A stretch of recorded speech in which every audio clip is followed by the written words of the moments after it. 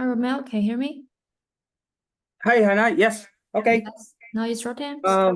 Thank you, Hannah. So once again, everyone, good afternoon, good morning, and this is Romo. I would like to welcome you all for joining this basic training about SX10000 or the SX100. And I think I have prepared several topics, contents for today. We have product overview, environment and installation. Then again, we have the registration mode with the peer-to-peer and load balancing mode. And we have the NAT configuration, recordings, and I think the last but not the least is about back-end maintenance. So yeah, let's go to the product overview. As we all know that our SX10000 or SX100, this is tailor-made for real-time communications in VoIP. Usually, this is used to connect all those VoIP equipments in different IP domains. And this is to realize the interoperability of all those hetero IP sessions. So yeah, let's go to the I have here a brief overview of the performance capacity for both SX100 and SX10000. With regards to call concurrency for SX100, the maximum is 120 for unencrypted and 100 for encrypted concurrent calls. However, for SX10000, the maximum is 2,000 for unencrypted and 1,000 for encrypted concurrent calls. Then we have the transcoding concurrency. It supports up to 70 channels for both encoding and decoding conversion for SX100. And for SX1000, it supports up to 100 channels for both encoding and decoding conversion. And we have the call CPS for SX100 is 20 completed calls per second, and for SX10000 is 90 completed calls per second. And here we have the maximum number of registered users for SX100. It refers that is maximum of 1,000, and for SX10000, 10,000, the maximum is 20,000 users. Okay, so let's go to the main advantages for these SX10000 and SX100.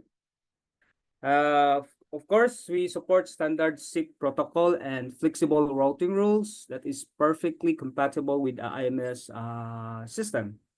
So generally, our SX10000 or the SX100, our session border controller, this is deployed at the edge between the user side and the VoIP server provider. So that refers to the SIP or the IMS core network. Yeah. Or it can be connected, deployed at the egress of the enterprise network.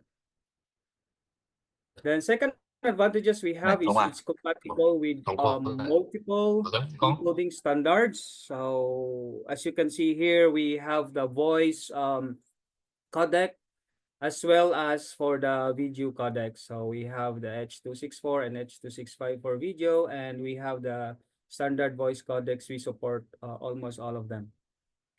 And yep, here we have we support forwarding registration, proxy registration, and trunk integration.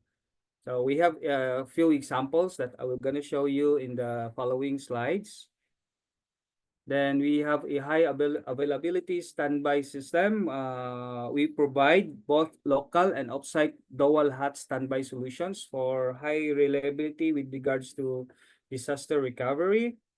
And yes, we support SIP based on UDP and TCP transmission, as well as those encrypted sessions for SIP over TLS, SRTP. We have the DTLS, SRTP.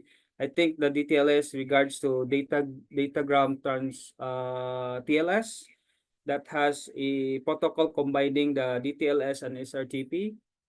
And Yes, it supports a very high security with regards to whitelist and blacklist access control. We have the UDP TCP flag attack defense. The DOS and the DDoS attack defense also provides voice firewall and protects core devices from attacks. So we have several ways how to protect and to secure devices on our network.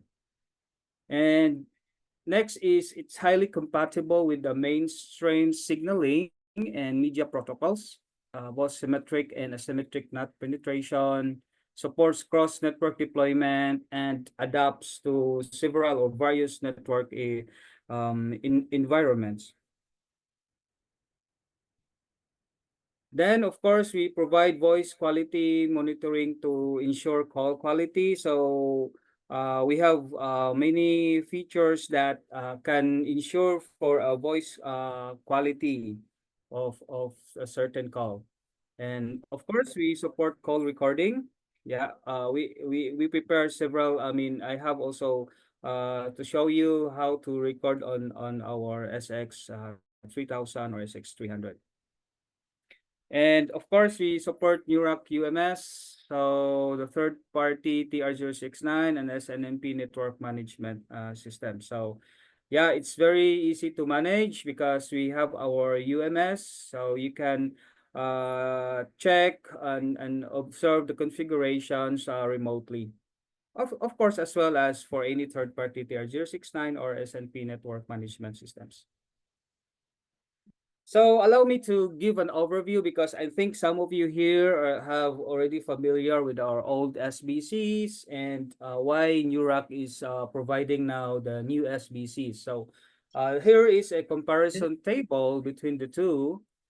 We have current, our old SBC is, well, we call that SX3000. It's embedded devices that is easy to use and not easy to improve the performance. Currently, the concurrency is only 500 and 250 for the encryption. So if you use our SX 10,000, as I have mentioned before, the maximum concurrency for unencrypted is 2,000 and the concurrent for encrypted is 1,000. So here, generally for SX 10,000, it needs a server equipment and environment. Yeah, you can install that in any hardware architecture and as well as in public or IP cloud. And of course, it's complex to install and configure, but it can definitely improve the performance by changing the hardware. So it's very flexible and can if performance-wise, I would say our SX 10,000 would suffice the requirements. Okay, the next one is for SX 3000, it has a single function and can realize signaling and media forwarding. Yes, this is the basic functions that we have for our old SBC. However, for our new SBC, so in addition to the signaling and the media forwarding, it can realize functions such as the audio recording and the media conversion, which is very necessary with regards to session border controller. And the next one, for SX3000, it's a port-based soft switch that is simple and easy to use. Now, if we use our SX10000, it can bind the soft switch to the IP phone based on domain and the port. So say, for example, here, you can define can be bound to one or more domain names. So it can be used in the from field of the of the soft switch, and the phone has the corresponding domain name. So the mechanism can be modified to filter illegal SIP requests and improve security. So we have, as I have mentioned before, we have a high security that really provides security on the equipment and on a call of a certain instances. Okay, so let's go to the environment and installation. So yeah, this is the server specifications when we talk about SX10000. First requirement is should have CPU that is 16 core or above. and the memory should be 32 GB or above. And for hard disk, that is 500 GB or above. The software environment should use any of these, the Syntox Linux 7, or the Ubuntu server, the 2204.4, or the OUS server 21070A. So again, there are multiple system packages that require an internet connection during the installation of the SX10000. And it is very important that during the installation, it has a full access to the internet. So for our SX100, it is a hardware base. When you buy that, it's just like the size of our TG trunking gateway. So it seems like that. So it's a hardware base for our SX100. And again, for SX10000, you can deploy this to any mainstream hardware or can be deployed to the private cloud, such as VMware, OpenStack, like that. And also can be deployed with the public cloud, can deploy with the AWS. So we can do several deployments because our SX10000 supports virtualization and as well as the general server deployment. Yeah, I just show you some of the here's the CentOS installation.